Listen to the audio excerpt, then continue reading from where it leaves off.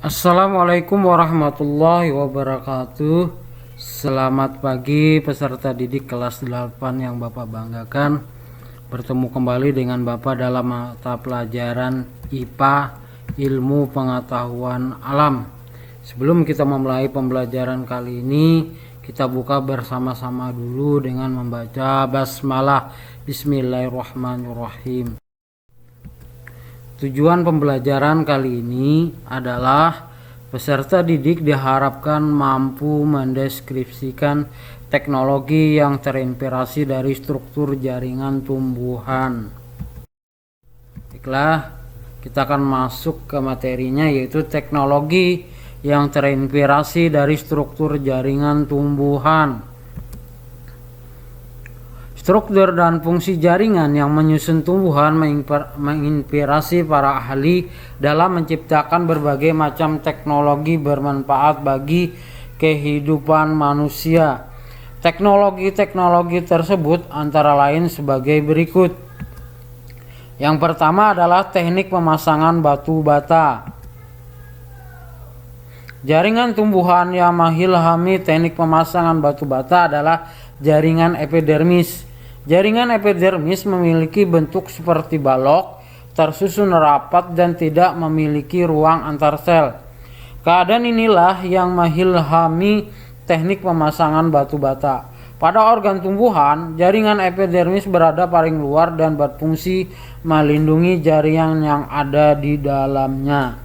Seperti halnya jaringan epidermis yang menyeluruh permukaan tubuh tumbuhan, teknik pemasangan batu bata juga dimaksudkan sebagai pelindung dan penutup seluruh ruangan yang ada di dalam bangunan. Misalnya bangunan sekolah dan rumah. Untuk lebih memahaminya bisa kalian lihat pada gambar di samping ini. Yang kedua adalah teknik pondasi cakar ayam. Pondasi cakar ayam itu ditemukan oleh Profesor Sedijatmo pada tahun 1961. Pada waktu itu Sedijatmo sedang berkreasi bersama keluarganya di pantai Cilicing, Jakarta Utara.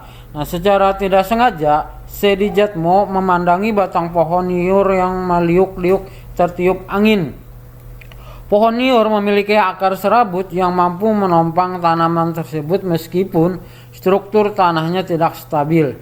Dari sinilah Sedijatmo mengadopsi akar tanaman niur untuk menciptakan pondasi berserabut tipe beton yang menjaga gedung-gedung besar.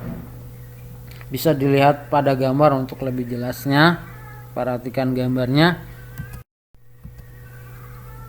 Yang ketiga adalah teknik listrik tenaga surya. Teknik panel listrik tenaga surya terinspirasi dari organ tumbuhan. Teknik ini dibuat dengan meniru prinsip daun yang memanfaatkan energi matahari untuk menghasilkan energi kimia. Panel pembangkit listrik tenaga surya memiliki suatu bagian yang disebut dengan fotovoltaik. Fotovoltaik mampu mengubah secara langsung energi cahaya menjadi energi listrik. Kerja alat ini mirip jaringan mesofil pada daun. Selanjutnya yang keempat adalah teknik pembuatan air mancur dan sumur bor. Pembuatan air mancur dan sumur bor terinspirasi dari konsep kapilaritas pada jaringan xilem. Jaringan xilem merupakan jaringan tumbuhan berbentuk tabung yang berfungsi mengangkut air dan mineral dari tanah menuju ke daun. Jaringan xilem dapat dilewati air dan mineral karena memiliki daya kapilaritas, yaitu daya tarik-menarik di dalam pembuluh halus atau kapiler. Daya kapilaritas ini memungkinkan akar dan batang tumbuhan menyerap air naik melawan gaya gravitasi bumi.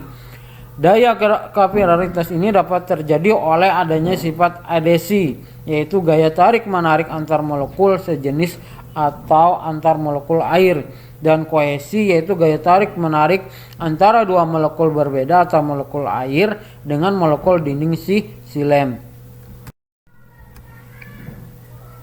Nah, yang kelima adalah teknik sensor cahaya. Diperhatikan. Teknik sensor cahaya merupakan teknik yang digunakan pada lampu penerangan jalan yang dilengkapi dengan fotoresistor atau LDR (Light Dividing Resistor) dan skalar pengatur on-off otomatis. Teknik ini terinspirasi dari tumbuhan kaktus, yang mana tumbuhan kaktus memiliki stomata yang dapat membuka pada malam hari dan menutup pada siang hari untuk mengurangi penguapan air. Peserta didik kelas 8 yang Bapak banggakan, proses membuka dan menutupnya stomata ini dipengaruhi oleh aktivitas sel penjaga stomata. Di dalam sel penjaga ini terdapat yang namanya reseptor cahaya yang disebut fotoreseptor, yang menginspirasi pembuatan fotoreseptor pada lampu penerangan jalan. Fotoresistor ini merupakan resistor atau hambatan listrik yang dapat diubah nilai hambatannya melalui yang namanya penyinaran cahaya.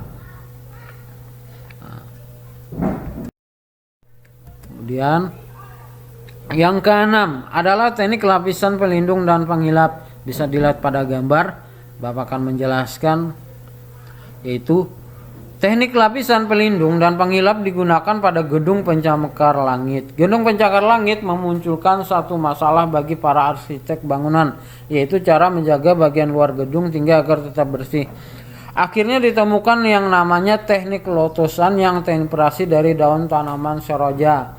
Daun tanaman seroja memiliki permukaan daun yang dilapisi oleh lapisan lilin sehingga permukaannya selalu bersih. Dengan meniru lapisan permukaan daun tanaman seroja, sebuah perusahaan asal Jerman mampu membuat teknologi lotusan untuk melapisi permukaan gedung pencakar langit. Gedung pencakar langit yang dilapisi lotusan mampu membersihkan permukaannya sendiri dengan tetesan air hujan seperti halnya tanaman seroja. Nah, yang ketujuh, yang terakhir, yaitu teknik pemurnian air. Tanaman eceng gondok hidup mengapung di permukaan air. Tanaman eceng gondok memiliki akar serabut yang lebat dan rapat. Seperti diketahui, akar tanaman eceng gondok mampu menyerap partikel-partikel yang terlarut dalam air. Hal inilah yang membuat perairan yang ditumbuhi tanaman eceng gondok biasanya kondisi airnya jernih. Berdasarkan penelitian yang telah dilakukan oleh para ilmuwan, akar tanaman eceng gondok memiliki struktur berupa saluran-saluran kecil yang disebut dengan aquaporin atau protein kanal. Aquaporin ini hanya dapat dilewati oleh air sehingga partikel-partikel lain tidak dapat masuk. Mekanisme penyerapan pada aquaporin inilah yang menginspirasi ilmuwan untuk mengembangkan teknologi pemurnian air. Dengan teknologi ini, air yang kotor dapat disaring sehingga diperoleh air bersih yang aman untuk dikonsumsi. Bisa dilihat pada gambar, salah satunya itu adalah tempat pengisian galon air ulang. Itu sudah menggunakan yang namanya teknik pemurnian air yang terinspirasi dari eceng gondok. Demikianlah materi kali ini yang dapat Bapak sampaikan.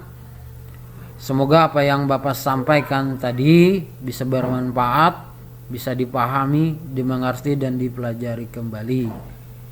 Kita akhiri dulu pembelajaran kali ini dengan membaca hamdalah alhamdulillahirabbil alamin. Assalamualaikum warahmatullahi wabarakatuh. Terima kasih.